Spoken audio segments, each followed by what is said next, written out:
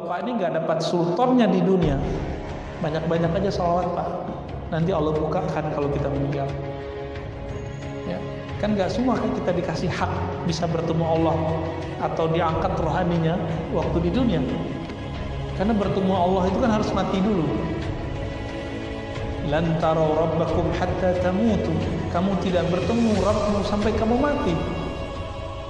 Maka Umar mengatakan mutu qabla an tamutu. Matilah kamu sebelum benar-benar mati.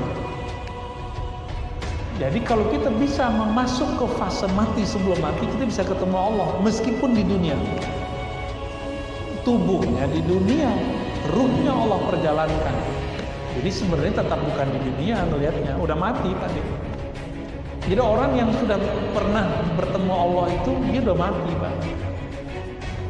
Insaniah dia udah mati. Bukan mati suri. Ya, itu mati insani. Sisi insaninya hilang sesaat. Setelah itu semua para nabi selesai, ya, gak disebutkan kapan mereka bubarnya, hanya disebutkan bahwa Nabi Muhammad kemudian naik ke atas lewat itu batu namanya Bait Hajarus Sakhrah. Kan kalau kita ke Al-Masjid Al-Aqsa ada dua bangunan, yang di tebing sama yang di tengah. Yang di tengah ini ada batu dari surga namanya Hajar Sakhrah. Kalau di Mekah batu dari surganya apa? Al-Hajar Al-Aswad. Jadi di bumi ini ada batu-batu dari surga, Pak. Itulah sebabnya batu-batu itu ada batu mulia, ada batu nggak mulia. Tuh yang suka batu tuh Pak Gun lagi kayaknya orang ini. Oh nggak ada ya? Lagi nyopot ya. Jadi si batu itu ada yang dari surga, ada yang bukan. Nah, batu yang dari surga itu nasabnya ketahuan, Rasulullah yang ngasih tahu. Jadi batu aja nasabnya Pak, apalagi Habib. Nah, Habib palsu itu gampang sekali ngeceknya. Gus-gus palsu tuh. Ajengan-ajengan palsu itu gampang ngeceknya. Naiklah Rasulullah SAW ke atas, ya. Dan disebutkan di situ, aku melintasi sama'id dunya. Oh, berarti langit ini ada macam-macamnya. Ada langit yang disebut as-sama'id dunya. Apa arti dunia? Kita kan sering nyebut dunia. Apa arti dunia? Dunia akhirat. Apa arti dunia, Pak? Apa? Fana. Itu sifatnya. Dunia fana, sifatnya dunia. Tempat tidur. Tempat hidup. Dalam kubur bisa hidup, Pak. Alam kubur. Di akhirat nggak tahu. Itu Allah dan Rasulnya lebih tahu. Begitu kata sahabat dulu ya. Dunia bahasa Arab itu artinya dua, Pak. Satu, dekat. Dua, rendah. Itu artinya. Coba diulang lagi, arti dunia apa? Dekat, rendah. Dekat dibandingkan yang lain-lain untuk orang bumi. Di langit dunia inilah Allah meletakkan masabih, lampu-lampu yang kita sebut bintang. Zayyana as-samaa'a ad-dunya bimasabiha. Kami menghiasi itu langit yang dekat. Nah, kira-kira gitu terjemahannya. Langit yang rendah. Tapi serendah-rendahnya sampai sekarang Apollo ke bulan aja masih diperdebatkan sama Rusia, ya enggak? Sekarang udah ngaku-ngaku ke Mars. Saya tambah nggak percaya, Pak. Tapi mungkin karena di Quran disebutkan la tanfuzu, kamu tidak bisa menembusnya. Di tengah ayat dikatakan illa bisultan, kecuali dengan sultan. Sultan itu kekuasaan. Nah, para nabi dikasih sultan itu. Dikasih sultan, ada passwordnya mereka. Jadi semua galaksi Bima Sakti, Andromeda, galaksi ini, galaksi itu miliaran galaksi, Pak. Itu baru langit rendah. Langit rendah itu. Yang mau saya sampaikan bukan itu. Di hadis yang lain, ketika Allah Ta'ala mengusir jin, mengusir iblis dari langit, Allah kasih mereka kerajaan antara langit dan bumi. Itu disebut sama'id dunia.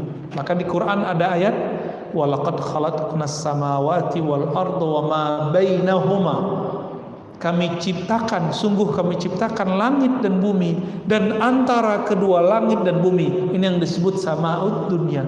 Disitulah wilayahnya para setan dan iblis jin.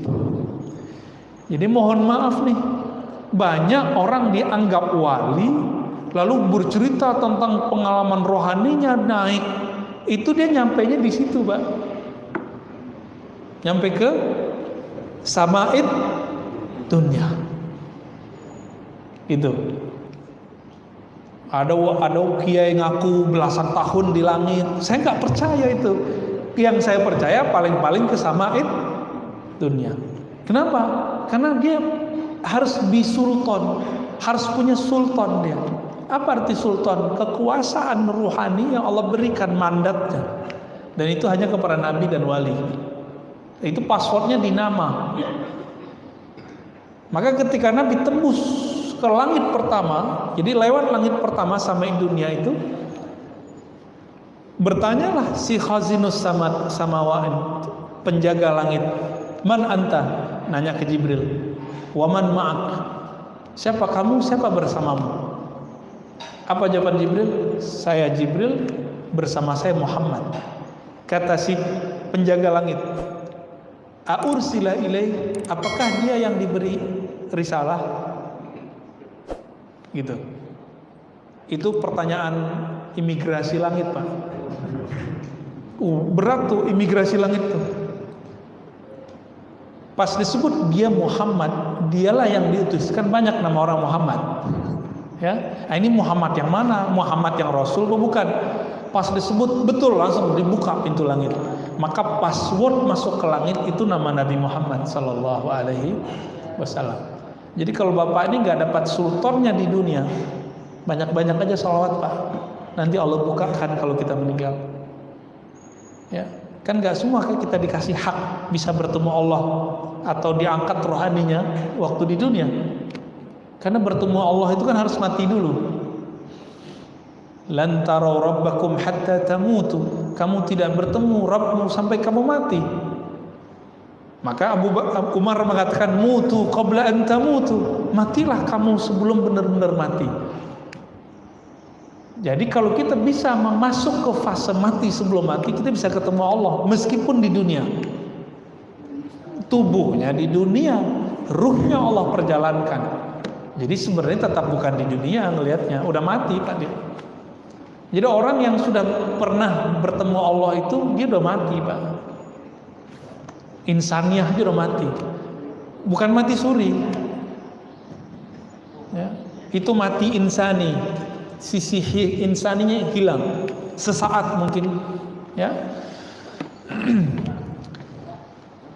Masuk ke langit setelah sama'id dunia, masuk ke langit pertama. Langit pertama itu kalau dihitung sebenarnya langit kedua, ya. Ketemulah di situ Nabi Adam.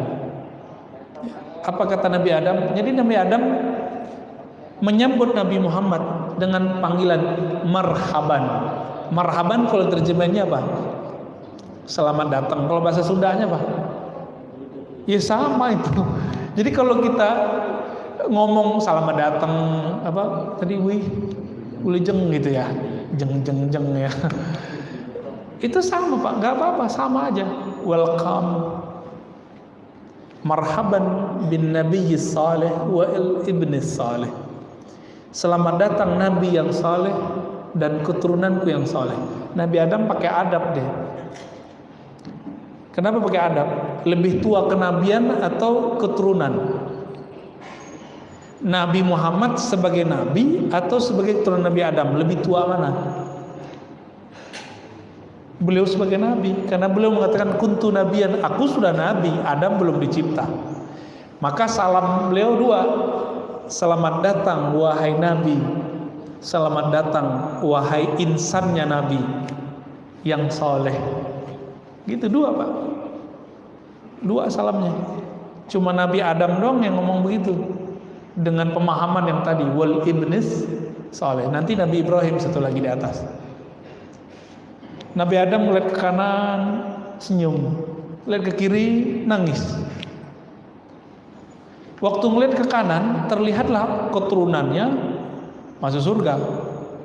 Di antara keturunannya ada Nabi Muhammad gak? Berarti dia ngeliat Nabi Muhammad di situ, ngeliat Nabi Muhammad di depan. Dua, kok bisa begitu? Nabi Muhammad melihat dirinya dalam visi Nabi Adam. Dilihat ke kiri nangis. Kenapa? Keturunan Nabi Adam ada yang masuk neraka. Jadi kita kalau maksiat, kita sama aja bikin mbah kita nangis, orang tua kita nangis kalau kita maksiat. Nah, lalu kemudian jalan. Di tengah perjalanan Nabi Muhammad bertanya ke Jibril, kenapa tuh mbah saya nangis? Kenapa senyum? Nah, diceritakan oleh Jibril. Ketika melihat ke kanan ngelihat surga, ke kiri ngelihat neraka. Itu perjalanan dari langit pertama ke kedua lebih lama, lebih jauh daripada dari bumi ke melewati sama'id dunia. Tapi dengan Buraq Allah izinkan cepat. Pertanyaannya sama nanti, ya. Nah, di langit kedua ketemu lagi Nabi Isa. Jadi kalau orang ngaku-ngaku ketemu Nabi Isa nyantri di langit, tanya aja Pak, pernah ketemu Nabi Isa nggak? Karena sampai sekarang Nabi Isa di situ. Fisiknya di situ, ruhnya di situ. Jadi Nabi Isa ini spesial. Tubuh fisiknya dan ruhnya masih ada. Nanti bakal diturunkan dari Al-Manaratul Baidha, menara putih di timur Damaskus. Kita nggak tahu timur itu bagian mananya. Ya. Kapan dia turun? Ketika tentara Al-Mahdi terpojok lagi berjuang di negeri Syam. Jadi nanti kan tentara Al-Mahdi itu futuhat, ekspansi kemana-mana. Nah, terpojok melawan Dajjal. Turunlah Nabi Isa. Maka diserahkanlah pedang Al-Mahdi kepada pedang Al-Mahdi itu pedangnya Rasulullah Pak, diserahkan ke Nabi Isa. Nah, maka Nabi Isa lah yang bunuhnya nanti. Ini yang saya ceritakan dulu. Dajjal itu nama kecilnya kan Samiri. Itu si Dajjal ini udah tahu bahwa yang bunuh dia pasti Isa. Jadi dia dikasih unjuk takdirnya. Maka dia buatlah konspirasi pembunuhan Nabi Isa. Itu cerita sebenarnya. Karena dia tahu Nabi Isa bakal membunuh dia. Takdirnya nanti Nabi Isa. Dia mau ngelawan takdir. Nah, inilah nasib orang-orang yang mau melawan takdir.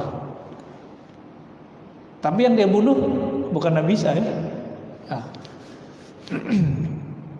Wah, jadi panjang nih Pak. Udah jam berapa nih? Requestnya cerita Isra Mi'raj ya. Ini baru yang hadis Imam Bukhari kita cerita ini, belum hadis riwayat lain. Langit ketiga ketemu Nabi yang paling cakep. Nabi siapa? Nabi Yusuf. Tapi yang paling mengagetkan saya apa Pak? Nabi Muhammad bersabda, jamaluhu nisfu jamali. Gagahnya Nabi Yusuf, gantengnya Nabi Yusuf itu separuh gagahnya aku, gantengnya Rasulullah. Tapi separuh itu disimpan oleh Allah, tidak diperlihatkan. Yang melihat itu cuma sahabat-sahabat spesial. Itu sebabnya sahabat-sahabat ini itu kalau melihat Nabi tambah sayang. Kalau perempuan melihat Nabi pengen dinikahin semua. Kan ada perempuan datang ke Rasulullah, wahai Rasulullah nikahin saya. Nabi lihat, Nabi udah istrinya udah banyak ya. Kok dibanding-bandingin sama Aisyah, Ummu Salamah, Hafsah kayaknya nggak level gitu. Ya udah, gini aja, saya nikahin kamu dengan sahabatku. Mau nggak? Mau juga dia. Padahal dia maunya nama Rasulullah. Allah simpan jamalnya Rasulullah itu sehingga jamal kegagahannya ini tidak muncul semua di dunia. Karena kalau muncul semua di dunia, nanti mak-mak lengket semua sama Nabi Muhammad. Seperti semua mak-mak terpana melihat Sayyidina Yusuf. Terus naik ke langit 4. Itu panjang sekali perjalanannya. Ketemu Nabi Idris, bapak pengetahuan yang menemukan huruf pertama kali. Jadi bapak aksara, bapak bahasa itu Nabi Idris. Ngomongnya pakai bahasa Aramaik Suryaniyah. Aramaik Suryaniyah ini yang kita sebut Semit nanti. Turunannya bahasa Arab, bahasa Ibrani, bahasa Suryani orang sekarang yang ada di Suriah, tapi cuma 3 kampung yang ngomong bahasa itu. Dulu Nabi Adam, Nabi Syith, Nabi Idris. Nah, Nabi Idris itu nama kecilnya Anuh. Anuh. Lucu ya namanya. Anuh ya, nama bahasa lama itu. Nabi Idris dalam bahasa Yunani disebut Hermes. Ya. Jadi Hermes ini dapat wahyu dari Allah, lalu dia bahasakan ulang. Bernamalah prosesnya hermeneutik. Jadi dulu hermeneutik itu bukan ilmu. Hermeneutik itu proses penerjemahan. Sekarang kan jadi ilmu.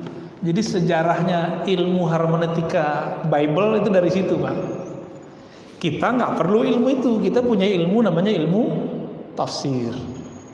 Ya, sama sebenarnya, tapi beda disiplin. Terus naik ke langit ke berapa? 5, ketemu Nabi yang jenggotnya paling panjang. Bapak kalau search di Google atau di YouTube, cari Yahudi Ortodok, itu jenggotnya panjang-panjang. Jadi jangan heran ya, teman-teman kita yang jenggot panjang mungkin niru Nabi Harun kali ya. Bahkan di sini saya lihat ada beberapa yang jenggotnya Masya Allah ya. Saya ngeliat, ada temannya Nabi Harun nih. Itulah dulu yang dipegang sama Nabi Musa ketika Harun tidak bisa menjaga akidah umat. Ya emang nggak bisa. Ya udah takdirnya. Lawannya siapa? Samiri Dajjal. 40 hari ya. 40 hari Dajjal mampu menyesatkan Bani Israel. Maka nanti jika Dajjal keluar itu jatahnya juga cuma 40 hari. Tapi fitnatul Dajjal itu sudah lama, Pak. Sekarang itu sudah mulai. Fitnatul Dajjal, fitnahnya Dajjal. Saya penasaran, orang Yahudi itu menunggu Mesias enggak? Menunggu. Tertulis dalam kitab-kitab mereka. Orang-orang Kristiani nunggu Mesias enggak? Nunggu, tapi beda Mesiasnya. Kita juga nunggu Mesias Al-Mahdi dan Isa yang hakiki. Jadi kita gabung semuanya. Itulah ajaran Nabi Muhammad SAW. Jadi kalau kita meyakini Nabi Isa turun, bukan berarti kita niru Kristen. Gak ada urusannya. Nabi Isa kan Nabi kita, bukan Nabi mereka. Ya. Kenapa? Nabi Isa nyembah Allah, mereka nyembah Nabi Isa. Siapa yang ikut Nabi Isa? Nabi Isa disunat, mereka nggak mau disunat. Siapa yang ikut Nabi Isa? Nabi Isa nggak mau makan babi, mereka menghalalkan babi. Siapa yang ikut Nabi Isa? Kan gitu aja, sederhananya. Kalau kita mau hitung-hitung, Bang. Terus naik ke langit 6, ketemu Nabi Musa, Nabi yang paling banyak teori, ya. Nah, nanti kan lewat beliau nih, sholat kita cuma jadi 2 rakaat Pak subuh. Langit ke-7 ketemu Nabi Ibrahim lagi sandaran di Baitul Ma'mur. Nah, saya lupa di langit ke-4 itu ada riwayat lain menyebutkan di situ ada Ka'bah lain, Ka'bahnya para arwah, tapi riwayatnya tidak sampai ke derajat sahih ya. Di langit ke-7 Nabi Muhammad menyaksikan ada 70.000 malaikat setiap hari, harinya langit. Bukan harinya bumi. 70.000 malaikat masuk dan tidak keluar lagi. Tawaf muter. Jadi kita tawaf di bumi 7 kali sama dengan pahala 70.000 malaikat di langit. Muliaan mana Pak? Kita apa malaikat? Kalau kita beriman ya. Kita 7 kali tawaf di bumi sama dengan malaikat 70.000 di langit. Ayo muliaan mana? Enakan jadi manusia apa jadi malaikat? Jadi manusia aja Pak. Jadi jangan ngayal jadi malaikat. Enakan jadi manusia. Manusia nggak nikah, kita nikah kan enak. Harut marut aja cemburu. Kita mau jadi manusia, dia pengen mau jadi manusia juga. Ketika itu terjadi dialog banyak sebenarnya antara Nabi Muhammad dengan Nabi Ibrahim. Nah, saya udah pernah ceritakan dialognya. Nabi Ibrahim kirim salam kepada kita. Terus beliau melihat ke atas. Itu surga kelihatan di Sidratul Muntaha. Ada naik ke Sidratul Muntaha, di sampingnya ada surga. Itu lebih luas lagi, Pak. Lebih luas lagi dari langit dan bumi. Nah, Nabi Muhammad melihat Sidratul Muntaha itu seperti pohon yang daunnya kayak telinga gajah. Di situ tertulis takdir kita semua. Nah, dulu Dajjal tuh dikasih izin ngelihat itu, Pak. Iblis dikasih izin. Memori iblis ketika membaca itulah yang dia sebar-sebarkan sekarang. Makanya ada paranormal di Indonesia bisa cerita pesawat jatuh, ya kan? Cerita ini, cerita itu memori si iblis itu. Coba orang kayak gitu dipercaya, lakinya ular, itu dipercaya Pak hari ini. Berita-berita tentang kabar-kabar dari dia diterima, kan aneh. Itu kebenarannya cuma satu aja, 1% dibandingkan 100%. Nah, cuma yang satu ini diulang-ulang, dikira dibenar terus. Nah, ini udah sampai Sidratul Muntaha nih. Ya, gimana? Udah dulu deh. Sidratul Muntaha itu lebih luas lagi dari langit dan bumi. Nanti di situ ada arasy, ada kursi Allah yang lebih luas lagi dari semuanya. Ada raf-raf. Jibril sampai Sidratul Muntaha doang, Pak. Kenapa? Nah, ini maka saya berulang katakan lebih mulia Nabi Muhammad pada Jibril. Sidratul Muntaha. Muntaha itu kan bahasa Arab artinya akhir. Pohon akhir malaikat tidak boleh lagi tembus. Di situ Sidratul Muntaha. Jadi Jibril itu sendiri belum pernah bertemu Allah. Jadi Jibril cuma dapat kalam-kalam Allah. Nah, Nabi Muhammad terus diperjalankan, ada raf-raf, tangga-tangga arasy. Itu jauh juga, Pak. Jadi kalau udah lewat raf-raf itu udah hebat itu. Naik terus. Nanti Nabi Muhammad ketemu nabi-nabi lagi. Jadi aras itu ada raf-rafnya, ada tangga-tangganya, nanti ada manazilnya. Kata manazil ketemu di Sahih Bukhari. Manazilul anbiya, manaziluhum. Ini Nabi ngomong begitu. Apa arti manazil? Manzilah, makom-makom. Nah, ada belasan makom di sana. Saya nggak usah cerita ya berapa belas, ntar 12, 7 aja udah lama Pak ceritanya. Kalau kita cerita manazil 12 kan kacau lagi ntar tuh. Kapan? Nah, cuma di Sahih Bukhari nggak disebutkan detail. Ada di kitab-kitab lain, kitab Ibnu Arabi, kitab-kitab lainnya. Sampailah Nabi pada aras. Jadi aras itu apa? Tempat Allah tinggal? Enggak tuh.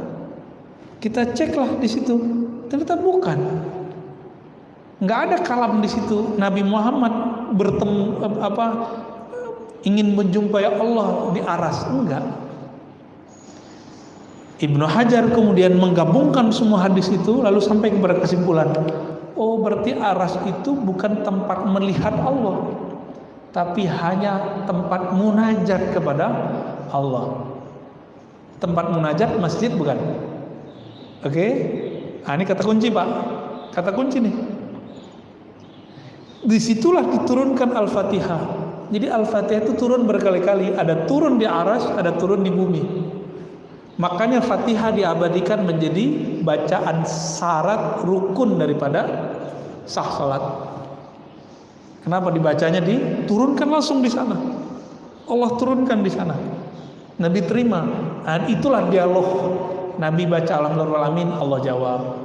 Kan ada di hadis Imam Bukhari dan Muslim.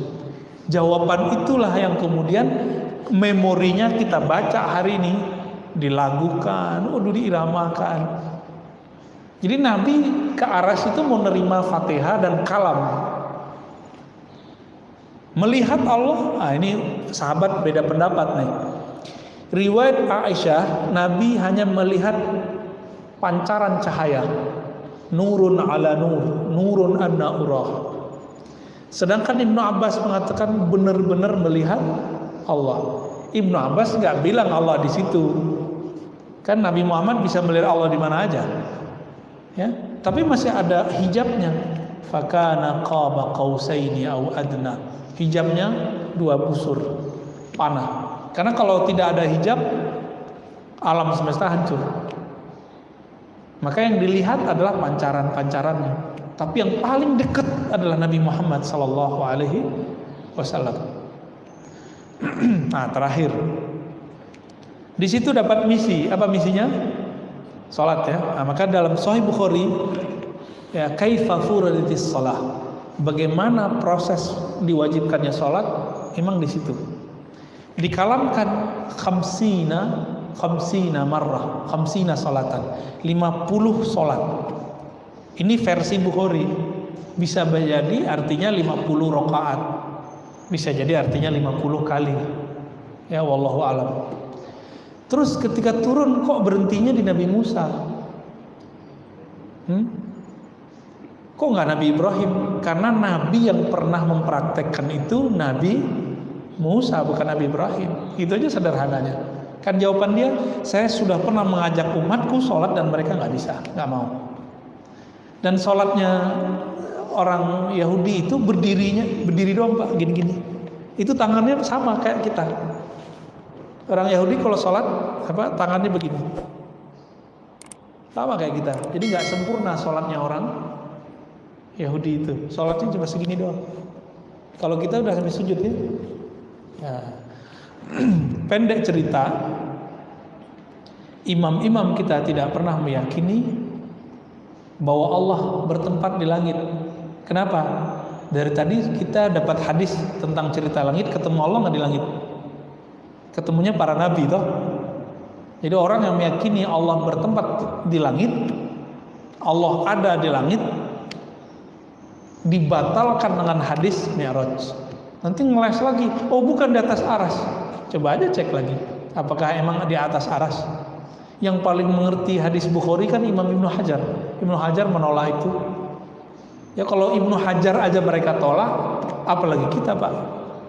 Ya, jadi mereka buat buku di Saudi. Saya nggak usah sebut namanya, nama ustadznya, ulamanya, dokturnya. Nulis buku penyimpangan akidah imam ahli hadis ini Ibnu Hajar. Loh kalau Ibnu Hajar nyimpang, apalagi kita? Kita mungkin disebut sesat, bahkan mungkin udah jauh. Malam tadi saya ditelepon oleh teman kita dari Sumatera, tamatan Kairo juga, tapi sufi. Saya dikafirkan sama mereka katanya gitu. Oh ya sudah, ya udah sampai ke derajat begitu. Saya kasih tahu aja. Imam kita Ibnu Hajar aja dia nggak sesat sama dia, apalagi kita gitu. Ya kira-kira gitu. Pak, nggak usah tanya jawab ya. Ya udah jam 6:17 ya. Nah, ini refleksi menceritakan kembali, dan inilah sebenarnya yang Nabi ajarkan. Nabi itu menceritakan ulang ya. Asing nggak Pak diceritain? Nggak tidur ya? Tuh seumuran kita masih senang cerita loh Pak. Sahabat Nabi senang cerita. Nah, Nabi itu kalau cerita tentang begini bisa 2 hari 2 malam nggak tidur. Lupa makan, lupa minum. Ada riwayatnya di Sahih Bukhari.